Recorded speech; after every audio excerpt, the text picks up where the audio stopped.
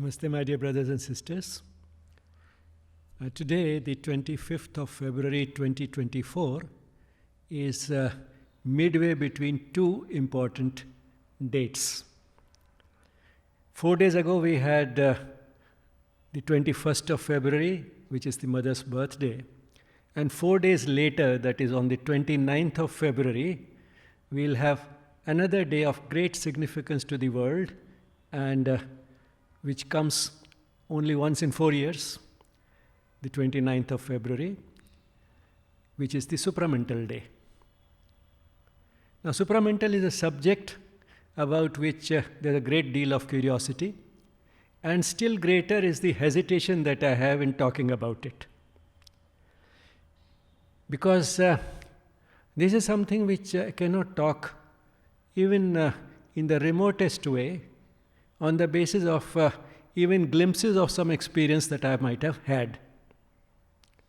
But all the same, the curiosity about this subject is such that I'll try to touch upon it and further go into, more than that, the implications of what it has.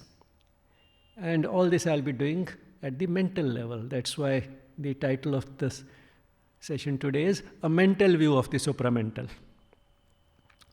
Now, first briefly, what actually happened on the 29th of February 1956, which is because this date became important from then onwards. On the 29th of February 1956, during the evening meditation in the playground in Aurobindo Ashram, Pondicherry, the mother saw that there was a golden door that was acting as a barrier between the supramental light and force, or the supramental consciousness, and earth, and her own form became all of gold, a large form which was all made of gold, alive gold, gold which had all the characteristics of life and force and consciousness in it. And then she heard this voice, which later she said was in English, not in French, and therefore probably it was Aurobindo's voice. The time has come. The time for what? The time for the supramental consciousness to get established on earth.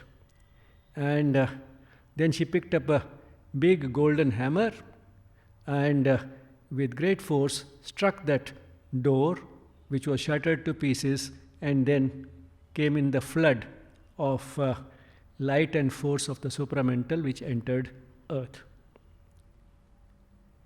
Now, what is this supramental about, which got established on earth, the possibilities of its manifestation on earth having become for the first time real.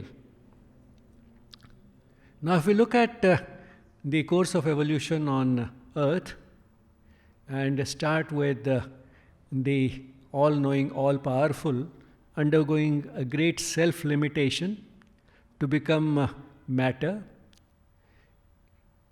I'll not call it dead matter, because it was an involution, a folding up, a self-limitation, a self-negation, a self-concealment.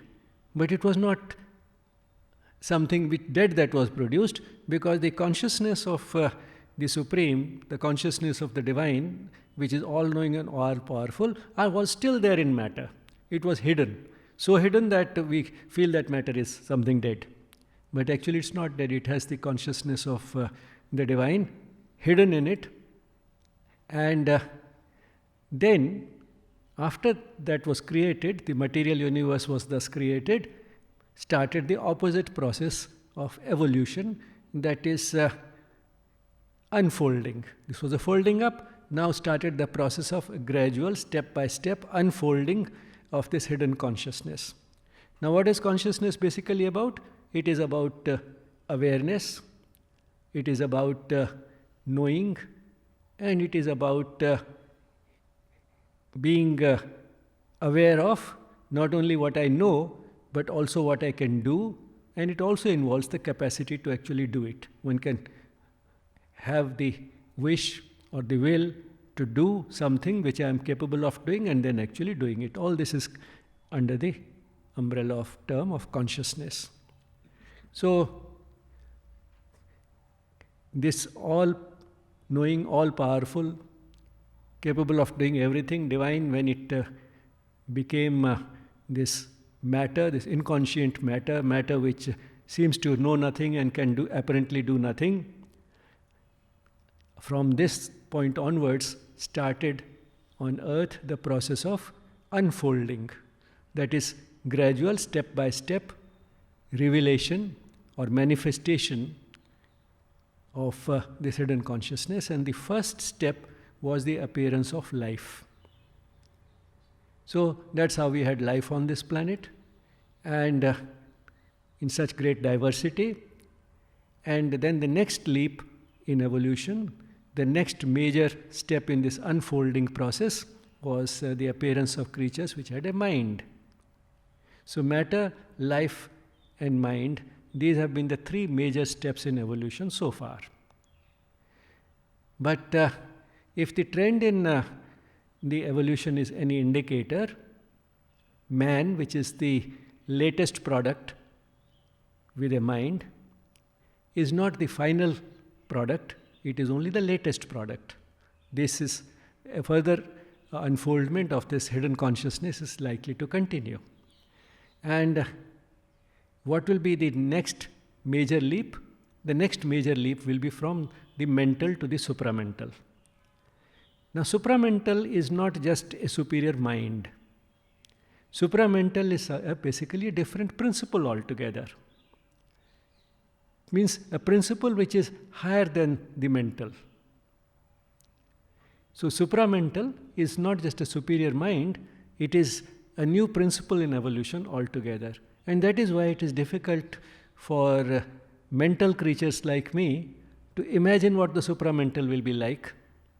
And we can use our imagination, we can use the descriptions available to us, and as the mother has said, any description again falls short of actually being able to convey what it is like, because these are subjective experiences of the masters, the gurus, the rishis, and therefore words which are finite in nature cannot really do justice to that experience.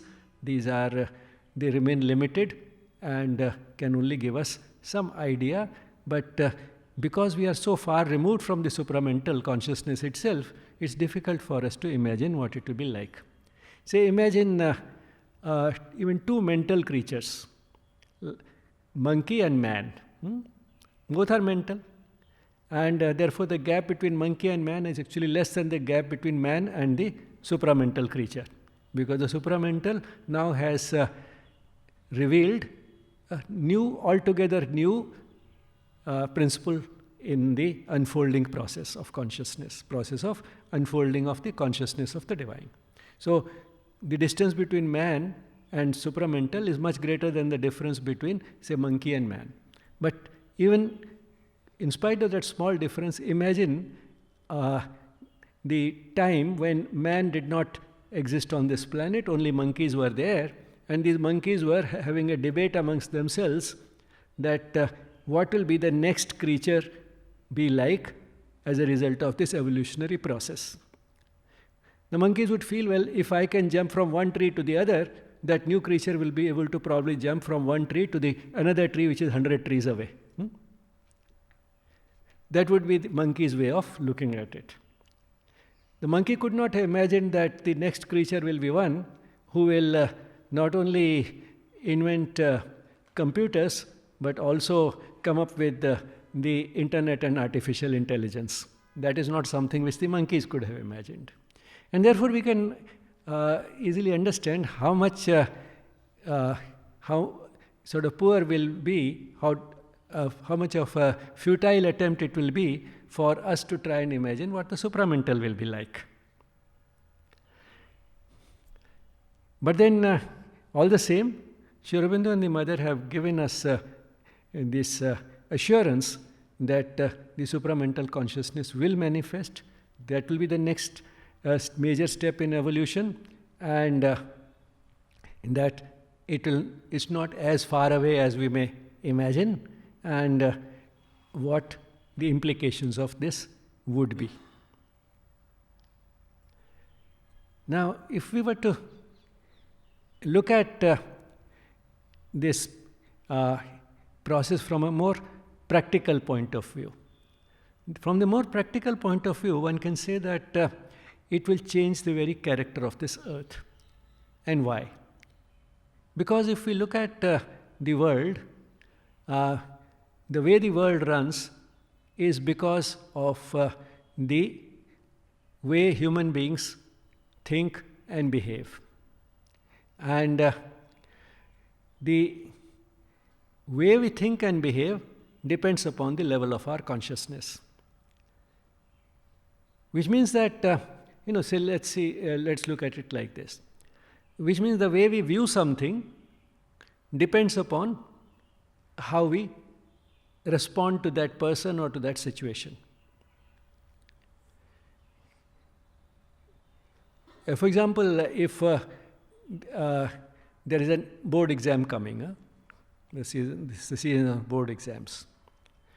Well, it is just a piece of news for me. But suppose my child has to take the board exam this year. Then not only the child is under stress, I am also under stress. The child's board exam is coming. Now, there are lakhs of other students also taking the board exams. But that doesn't affect me. Why? Because my limited view of looking at things is such that this is my child, the other children are just children, they are a piece of statistics. So, my child versus all the other children. So, that's why one child's exam gives me stress, the examination of all the other children does not give me any stress. Now, this is because I look at a certain relationship with this child which I don't see with others. Now, think of another way of looking at the world. So, by and large, we look at the world through a sort of a lens or a prism in which there's a division between me and all the others, and I may expand it a little and say that, well, besides me, there are also mine, like my children. Now, me, mine versus all the rest. Now, this is the type of awareness that we have. And what is this type of awareness called? The ego-centered awareness, or that we are basically ego-driven personalities. Which means that there is a clear division between me and all the rest, and that is what determines how I think and behave. Now, that is the average level of human consciousness. But then everybody is not at the same level of consciousness. There's a wide spectrum. And there's a certain middle in which most of us are. At one extreme is the very low level of consciousness in which the divinity has expressed itself much less. And these are our antisocial elements and criminals. And the other extreme are those whose consciousness is much higher and wider, and these are our sages and saints and rishis and so on.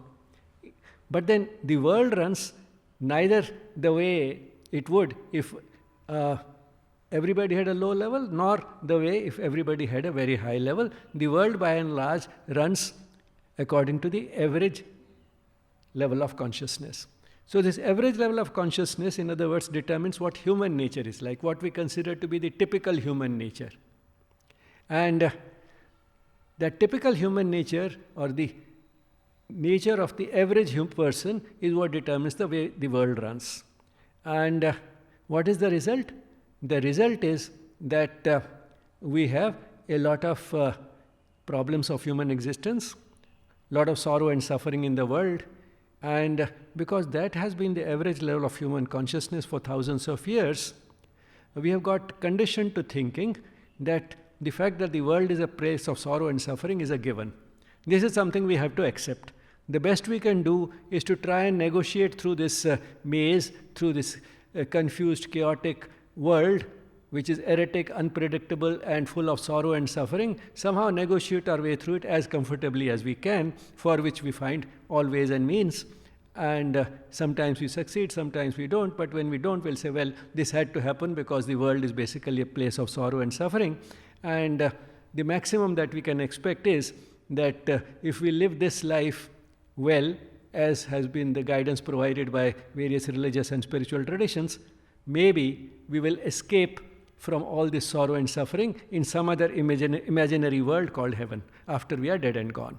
So that is the only thing that holds a sort of a carrot that, well, at least let's live our life properly here in something which is considered ethical or moral and so on. If we live our life like that, then at least we can escape from this place of sorrow and suffering into some other world where it will be very different and we would have got that escape. So that is the type of feeling that we have. But the fact that this world is a place of sorrow and suffering is something which is taken as a given. But then, just because it has been so for thousands of years does not mean that it always has to be so. Because divinity could manifest more the way it has manifested more and more, step by step in the process of evolution. And so far it has manifested up to a certain point in the average human being, but then it can manifest in human beings to a greater extent.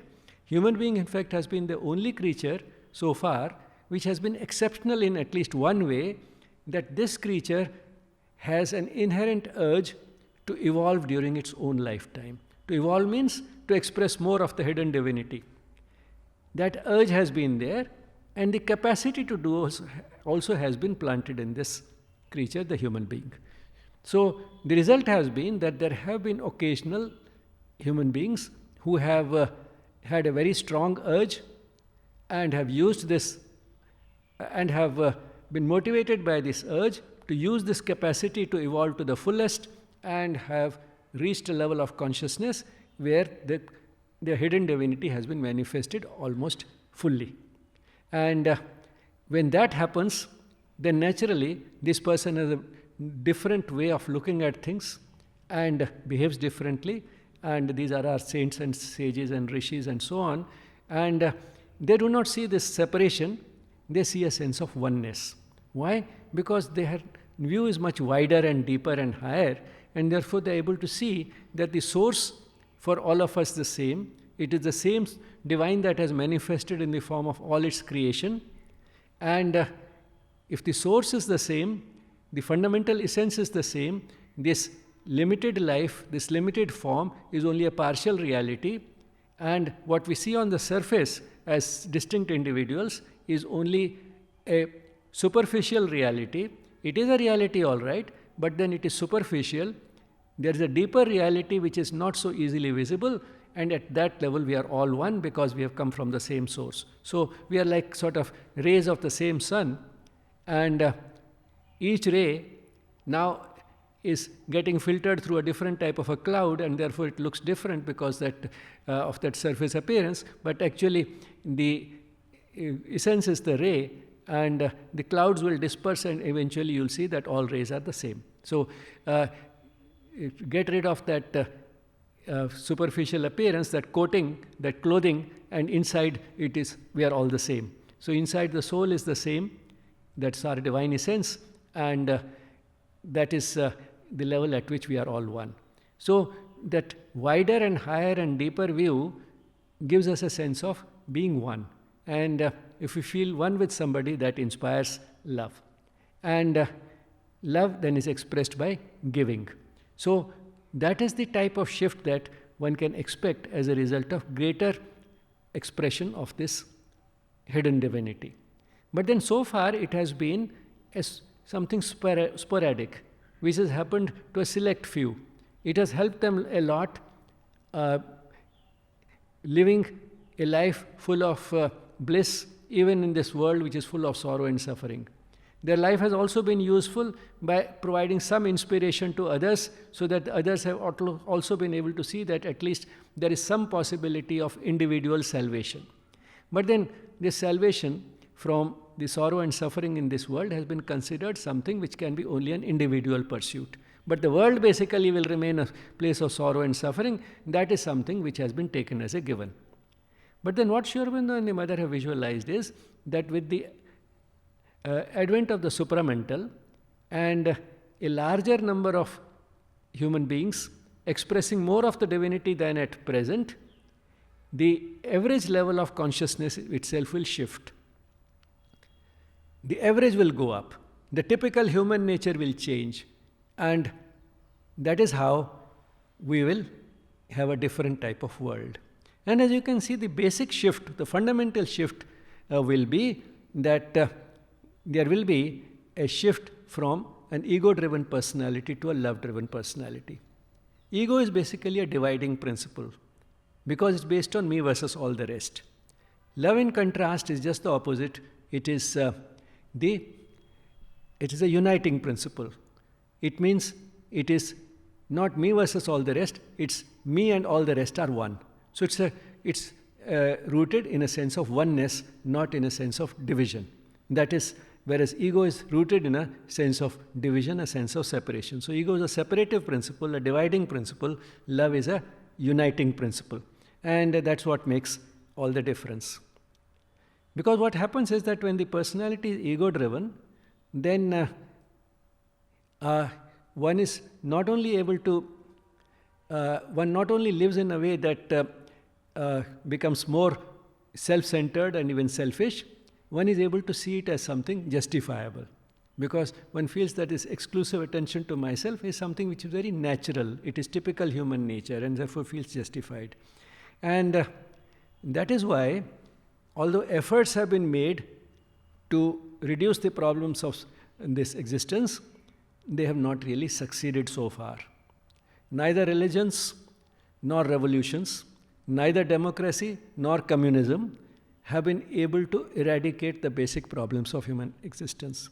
Great hope was placed in science and technology that is what will eradicate these problems, but even that did not happen.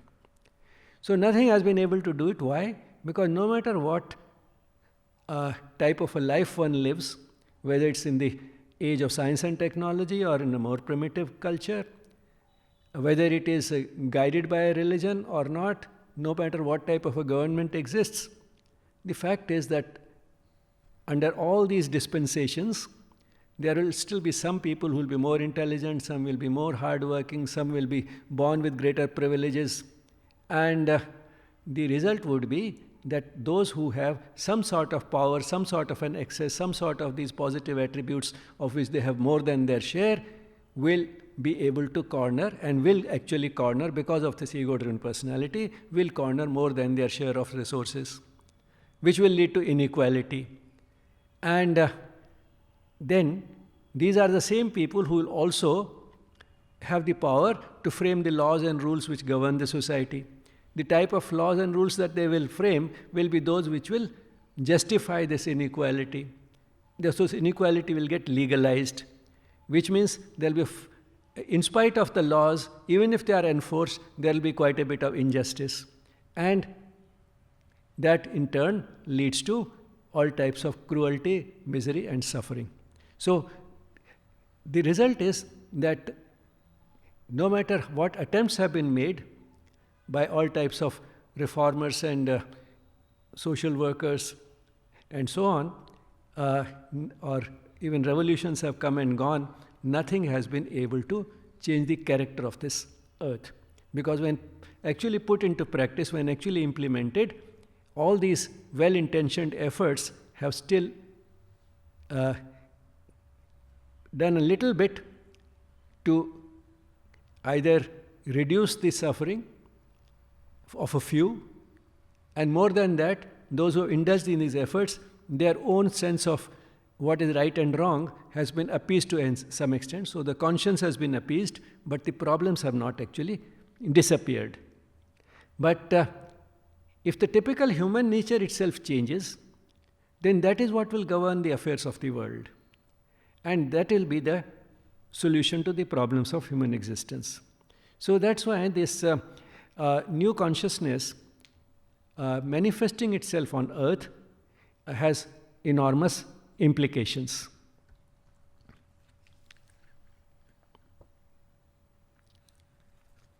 So the key you can see here is the numbers. The numbers will increase. Their numbers will increase. This what has been an occasional process of people with a higher level of consciousness forming only a minority, that will become the norm. That will become the average. And that's what Sri Aurobindo has emphasized at many points in Savitri, where he says that even the multitude shall hear the voice. Which means large numbers, the multitudes, will hear the voice with a capital V. Which voice? The voice of the divine, the voice that speaks to them from within, from their own souls, from their own. So they will pay heed to it. And the result would be that the common acts, everyday actions, will be illumined by the spirit's ray. Spirit with a capital S again, which is more or less the same as the soul. So the common acts will be illumined by that. They will be perfected and refined by that ray.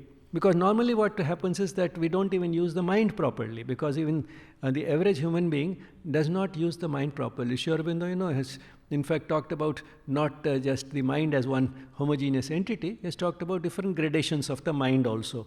And that is what reflects the wide spectrum of consciousness that we have, even in the absence of the manifestation of the supramental. So the ordinary mind, as he calls it, Sri Aurobindo calls it, the ordinary mind is a rather crude mind, an unrefined mind. It can think in concrete terms, not so much in abstract terms.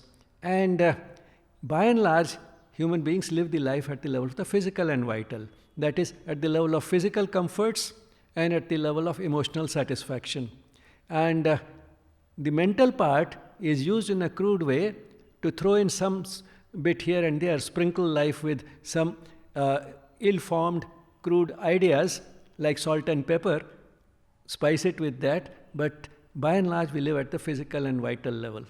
And the result is that even when at the mental level, at the level of this ordinary mind, we are able to see some, get some hint of what is right and wrong and so on, very often, instead of following that, the intellect, the ordinary mind, gets hijacked by the vital, that is the emotional part of the being, that is the feelings. And we then somehow use this mind to invent reasons to justify what we feel like doing, even if it is wrong. And the result is that the ordinary mind, instead of being the leader of our feelings, instead of being able to govern and moderate our feelings, ends up getting exploited by the feelings. So the ordinary mind easily gets exploited, and the result of this exploitation by the vital or the feeling part of the mind is that we end up inventing reasons to justify what we feel like doing anyway, even if it is wrong. But then higher than the ordinary mind is the higher mind, what Sri Aurobindo calls the higher mind, in which the reasoning is more refined, astute, clear, and this mind, a person who has developed this type of a mind, is able to make this prevail over the feelings. The sense of right and wrong is more clear, and therefore it's able to prevail. But at the same time, it is a thought mind. Basically, it's dependent upon thoughts, upon thinking. Higher than the higher mind is the illumined mind, which means that now it is feeling the light of the divine essence, that is the soul. So you can see clearly that there's a light thrown on it. The barrier has weakened, and since the sources are divine essence, it can see all. And if even a little reflection of it, the way the sun, the moon gets reflected light from the sun, still the moon shines. So our mind now starts shining like the moon as a result of this illumination. So this is no longer a thought mind. An illumined mind is a mind which has a vision, a seeing. It's a seeing mind. It's not just a thinking mind. And higher than the illumined mind is the intuitive mind. Now the intuitive mind has flashes of illumination which are not just illumining it, but actually revealing the whole truth. So at least the whole truth is revealed in those flashes, and the result is that the intuition, we are has a greater access to the truth than the illumined mind. It's not reflected, it's actually showing the whole, at least in occasional glimpses. That is the intuitive mind. And the result is that the intuitive mind is able to do everything which the thinking mind does, but in a much better way. And what is it that it is able to do? It is a seeing mind, the intuitive mind, which is able to see more clearly. It's not able to think about what is true, it's able to see the truth, at least in those flashes. Secondly, it's a hearing mind, which means it's able to hear the voice of the divine, so that is what we call an inspiration. So it's a mind which is the intuition which is the source of inspiration. And what else it is able to do besides this? It's able to see the significance of what has been seen. So it's able to seize on the significance, what does it matter, what does it mean, what are its implications. And the fourth thing that intuitive mind is able to do, which rationality or the intellect can also do, but it can do it much better because it has access to that higher, the total truth, at least in flashes. It's able to connect one truth with another. The relationship between truths, it's able to establish much better. So it's able to connect one truth with another much better than ordinary reason can. And we can understand that when we are at the peak sometimes, then these things do happen, although they once again quickly pass through the mental filter and we think that the mind did it, the intellect did it. But actually, the rapidity with which it comes, the clarity with which it comes, whether it is seeing some truth or whether it is getting an inspiration or it is being able to see the significance of something, the implications of something, or putting the truths in relation to each other, we find that the intellect ordinarily is not able to do it. It could be done with that rapidity and that clarity only because at that moment we had access to a still higher level of consciousness, which was the divine itself, although not continuously, but at least in flashes. So that's the intuitive mind. Higher than the intuitive mind is the overmind. Now, overmind is an extremely high level of consciousness, and that is the highest that could be manifested on earth so far. Before this supramental flooded the earth on 29th February 1956. So before that, it was only the overmind that had been established on earth. It's an extremely high level of consciousness, and even the overmind is difficult for us to imagine. It's a global perception, but the only thing that main thing that distinguishes it, that although the awareness is global, the action is still at individual level. Action still takes into account individuality. There is a sense of oneness, and that expresses itself as love. The vision is there, the awareness is there, but actions are still at individual level. So sort of these are subtle distinctions, but then the supermind or the supramental consciousness, which will give that supermind, will not be actually a superior mind. It will be a different principle altogether, and that will be the one which will give us the best type of creatures, which Aurobindo has called in the Life Divine as Gnostic beings. That will give us the Gnostic beings or the divine beings. So that is what supramental will be like.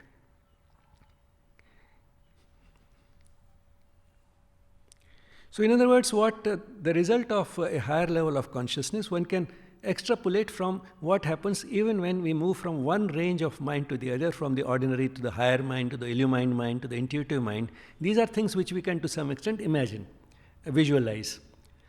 What will happen as a result of this further ascent will be that there will be a greater sense of oneness, which in turn will inspire love. Love will further will get expressed by giving what we have to those who need it. And therefore, there will be, instead of cornering of resources more than our share, there will be greater sharing, and that is what will change the world. And this will be not only at the level of thoughts and feelings, it will also be at the level of action. And what it would mean is that the human will start coinciding more and more with the divine will, because ultimately it translates into will, which in turn is executed by the body. Now, next question arises is that all this sounds very nice and pleasant and romantic, but can it actually happen? Why can't it happen? That will be the next question. Because our mental idea of what can happen and cannot happen is not the ultimate limit to what actually can happen. As Aurobindo says in Savitri, just because today something is a bud doesn't mean that tomorrow it will not be a flower. Just because now it is night, it doesn't mean that tomorrow there will be a day. So just because the present is like that, just because it has been for thousands of years, why can't something much better than this happen at a later stage? So just as we feel that this cannot happen, when we say that this cannot happen, we really do not have a good reason to say why it cannot happen. There's no such reason that we have, and it's only because what we call being realistic is only something which Aurobindo calls in the realism. This type of realism is the result of a limited mind, which gives us a limited and erroneous, because naturally any limitation means that you take part of the truth away. So your limited mind gives you only an erroneous view, a restricted view, and sometimes also a precarious view. Precarious because it is dangerous, because this conditioning makes us feel, in this case, more pessimistic than we need to be. So this type of a limited, conditioned mind, but at the same time we can't avoid it because it's the result of thousands of years of conditioning of the mind. But all the same, that does not necessarily mean that it cannot happen. Now, if the supramental light and force flooded the earth in 1956, do we have any signs now, at least, that actually something like that is happening? In fact, plenty. Because we find that when Aurobindo Mother talked about these things, they were the pioneers, they were the first ones to talk about it. Because till then, all religious and spiritual traditions had basically talked about individual salvation. This was the first time that the principle was extended to the collective, that there will be a collective upliftment of the consciousness of the human race on a scale that will change the very nature of human beings, that will change the average human nature, and therefore change the character of the earth. It will no longer remain a place of sorrow and suffering. This type of a collective phenomenon leading to a collective effort and collective change was visualized, and this type of collective change being set as the goal was something that was done for the first time by Aurobindo and the Mother. But then now we find that there are many other thinkers and spiritual teachers talking about the same thing, talking in the same language about this collective process. And many of them are doing it without having read Aurobindo or the Mother, which makes it more significant, which means that this type of phenomenon is now in the air, which many more people at a high level of consciousness are able to perceive. And among some of the notable ones are David Hawkins, who has tried to quantify consciousness and has said that in the recent past, in the last 100 or 200 years, the consciousness of the human race has gone up more than in several thousand years preceding that. So he has been able to sort of quantify consciousness and come up with this type of statements. Then there's Gary Zukav, who has said that so far human beings have been 5-sensory human beings. Now they're going to evolve into multi-sensory human beings. It means now these are all different languages. But Nikki de Cartere, a Canadian, she has again talked about the same thing, that spirituality will no longer remain a single pursuit of individuals. It will become a collective phenomenon. So there are many more talking the same language. That is one thing. Then, you find that the world is actually getting better. Every generation has felt that the world is now in the worst possible stage, and it was much better earlier. That's because the distant past always looks much better. But the world is actually getting better. There's a person called Steven Pinker who has done quite a bit of research on this, and he says that the number of armed conflicts in the world has on the whole gone down. Deaths due to armed conflicts has gone down in the last 50, 60 years. Before that, more people used to die. And the number of people in the world who have access to, in spite of growth of population, the number of people in the world, the proportion of people in the world who have access to adequate food, education, and health care is an unprecedented high. So all these things have happened, and the world on the whole is getting better. Another sign is that Aurobindo and Mother had predicted that so far it was a world full of religions. Religions were the type of efforts that were made by different founders of religions to connect man to the divine. But then, while on the whole the influence of religions has been positive, that's what they have said, Aurobindo and Mother, but there have been negatives. There have been many religious conflicts, and some of them very bitter and violent ones. But all the same, the overall influence has been positive. But then, the result of this new consciousness, which will manifest on a much larger scale, would be that religions would gradually give way to spirituality. Because every religion has a spiritual philosophy underlying it, and at that level, the differences between religions are minimal. And if at all there are some differences, they are not irreconcilable, and therefore, religions giving way to spirituality will be a natural phenomenon as a result of this rise in consciousness.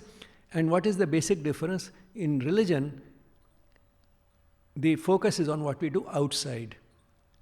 The rituals, ceremonies, outer symbols, how we dress, some particular symbols which are identified with the religion.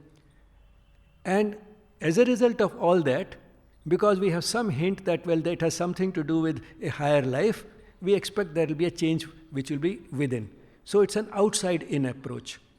In spirituality, it's an inside-out approach. Basically, you are going through that inner churning as a result of the growth of your awareness, and that inner churning then starts expressing itself in outer life. So spirituality is an inside-out process. It's lived from inside out. And is there any sign that the world is actually moving from religions to spirituality? Again, plenty. About 10 years ago, there was an issue of the Time magazine. Every year they have an issue like that, in which the cover page says, 10 ideas that are changing the world. So about 10 years ago, the issue of Time magazine, which had this 10 ideas which are changing the world, one of the ideas that they said was, which is changing the world, is the growth of nuns. Nuns means, nuns, which nuns? N-O-N-E-S, not N-U-N-S. The growth of nuns. Who are these nuns, N-O-N-E-S? They are those young people who are clearly, openly declaring, say, suppose there's a census in which they asked what is your religion? They're openly declaring, I have no allegiance to any organized religion, but I am spiritual. By which they mean, I believe in a higher power, but I am not religious. They're saying that openly. That is the fastest growing tribe today in the Western world. Another thing is that while earlier we had religious conflicts, during the last 100 years or so, we have had instead very minor religious conflicts, much more of interfaith dialogues and interfaith conferences and events. Their number has gone up. And now in the last 25 years, another idea has come up, and that is not interfaith, but interspirituality.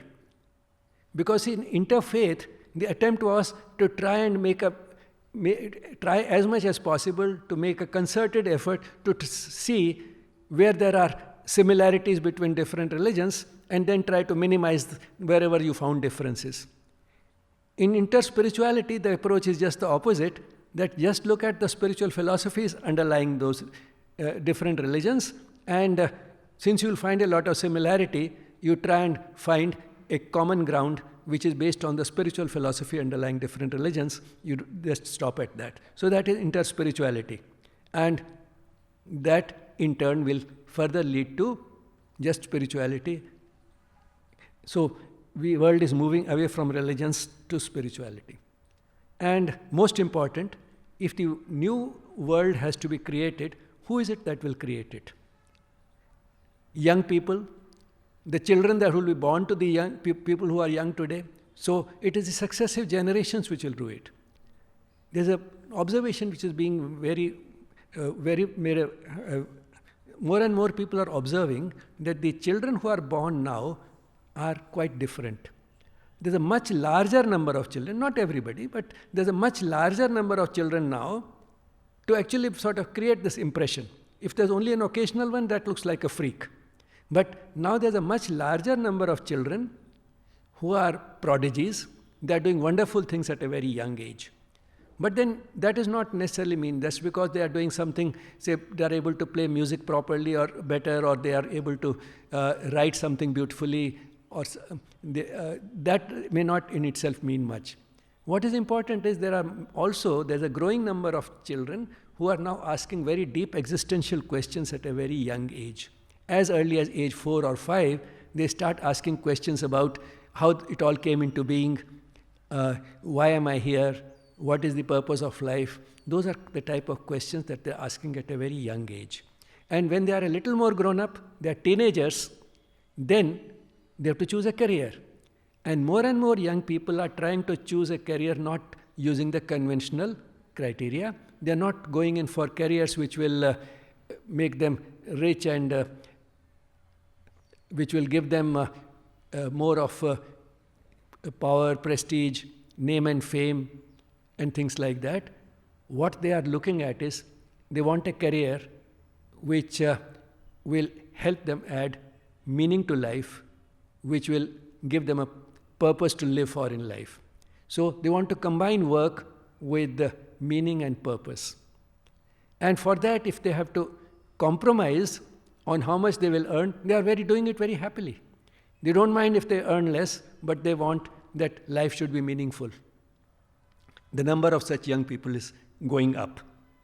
And that is creating a lot of stress sometimes, a lot of tension, because the parents' criteria are different and the children's criteria for selecting the career are different.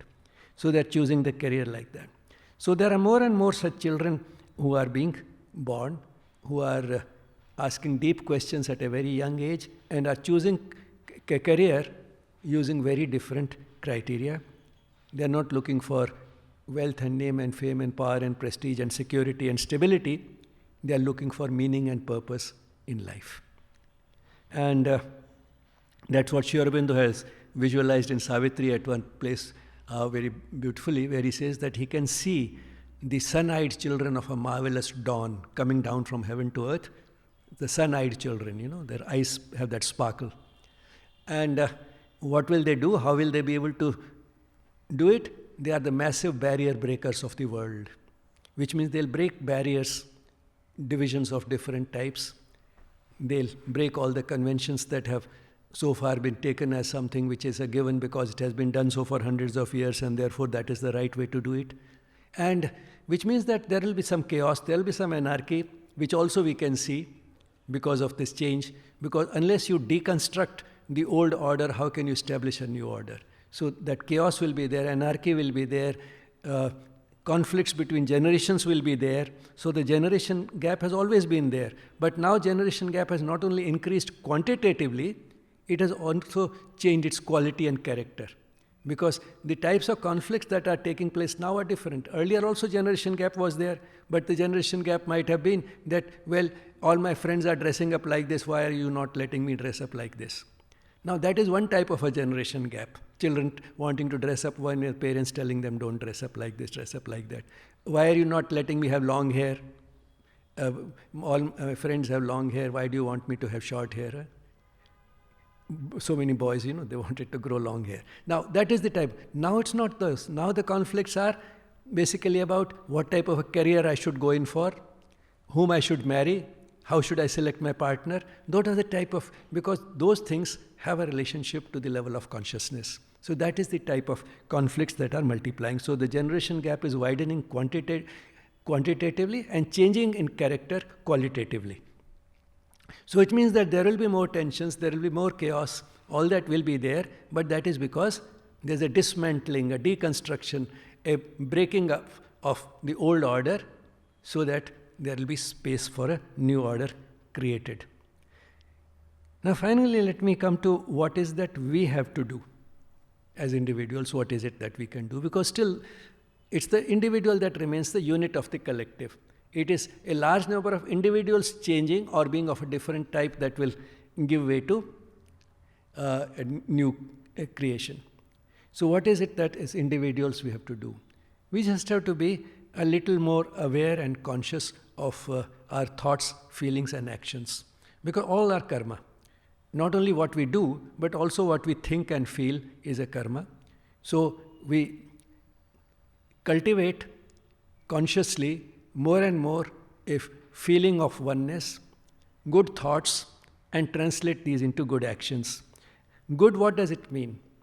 Basically, all our thoughts, feelings, and actions can be divided into two: those which raise our consciousness or those which lower our consciousness. If we are vigilant, we'll cultivate those thoughts and feelings and actions which will raise the level of consciousness, which will make us see greater oneness, which will inspire more love in us. So that is the type of actions that we do. So, which means that we avoid certain types of things which will lower consciousness and choose those which will raise. Not only choose those, remain vigilant in two ways. Positive and negative vigilance both are important. That is, we remain vigilant that we do not do something or think or feel something which will pull us down. And if we are vigilant, even if there's only a thought or feeling which is pulling us down, this vigilance will give us an afterthought immediately, I should not have done it. So that afterthought also is a big part of our karma, and that becomes a positive karma. So at least that afterthought is there. So that is one type of vigilance, that we do not go down, and if even at the level of thoughts and feelings we are going down, we have that afterthought. If at the level of action we have gone down, we compensate by trying to go up. Sometimes we can, because we have hurt somebody. We can't undo what we have done, but we can at least apologize. So that apology is corresponding to the afterthought at the thinking level. So at least that we can do. There's another type of vigilance, that is, we do not let an opportunity for doing something right go away from us. We have not done anything wrong, but at least we could have done something positive, but we did not do it. The opportunity came and we missed it. So if we are vigilant, we will not miss that opportunity. So both types of vigilance. So it is that what we can basically do. And if we do that, that's enough. As the mother has said, what we have to do is not too much. Be simple, be happy, do your work in the best way you can, remain open to me. That's what the mother has said. That's all what is expected of you. And that essentially would cover everything that we can do. What I can do is just read a few lines from the Life Divine. In the Gnostic or divine being, that is the one who is manifesting this supramental consciousness, that type of creature which we can only imagine. In the Gnostic or divine being, in the Gnostic life, there will be a close and complete consciousness of the self of others, a consciousness of their mind, life, physical being, which are felt as if they were our own. So the type of life that these creatures will live, which is Aurobindo calls the Gnostic life, and these creatures with the supramental consciousness calls them the Gnostic beings. In the Gnostic or divine being, in the Gnostic life, there will be a close and complete consciousness of the self of others, which means you will be fully aware of the self of others also.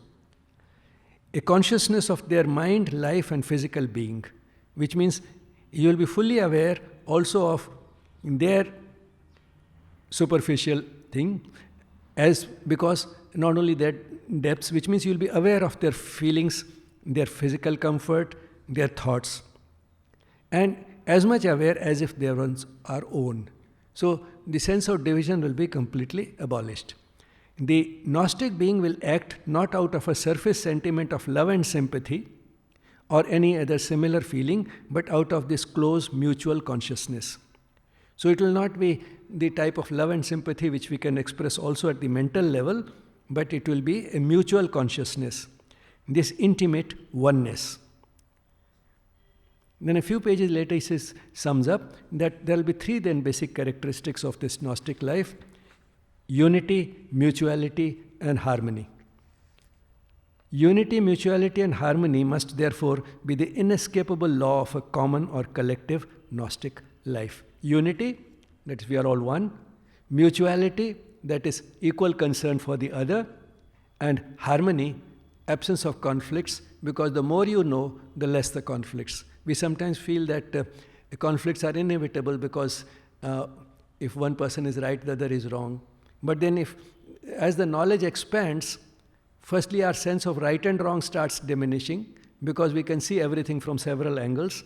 And then when one knows still more, then we can see that all those different points of view are actually different aspects of one larger truth.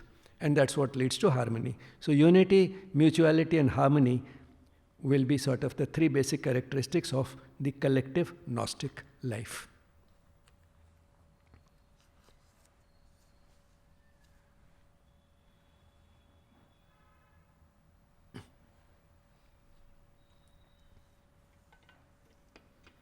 I've spoken much more than I had planned, but if there are any quick questions still, you can take them up.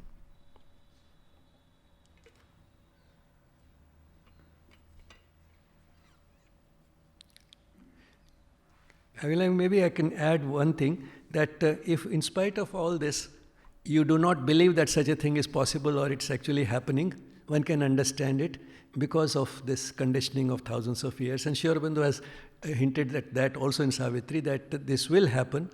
And the way he says is that while the wise men talk and sleep, the work will be going on, which means many wise people will be talking, which means having debates and arguments about it.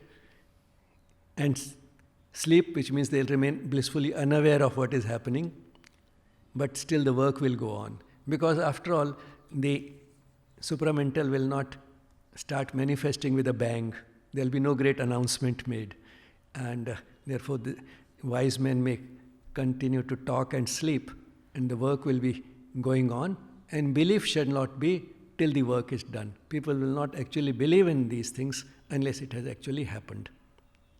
Another thing which one can add is that once the mother was asked that you said that the supramental light and force has been unleashed, has flooded the earth now, it has established itself on earth, then where is that new race, the type of people that one can visualize in this?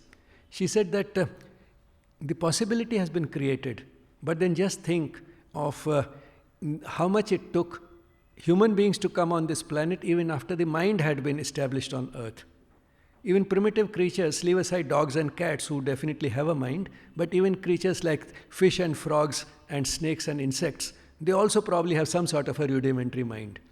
Now, from them till the human beings who has the best developed mind so far, it has taken millions of years of evolution. So, therefore, just because the possibility of supramental has been established, don't expect that tomorrow you'll have a very large number of people manifesting the supramental consciousness. In fact, if one were to visualize it in a more sort of plausible manner, it would be that even within the range of consciousness that we already have on earth, there will be a shift towards more and more people manifesting a higher level of mental consciousness itself. That is all those grades, from the ordinary to the higher, to the illumined, to the intuitive and the overmind. So in that spectrum, there will be more and more people towards the illumined and the intuitive minds, less, so that their numbers will grow, and that itself will start changing the character of the earth. And therefore, as the mother said, that the actually having significant number of people at the supramental level, it may take a few thousand years, and which also in terms of the existence of the earth so far is a relatively short period. So only the possibility has been established. The principle has been established on earth.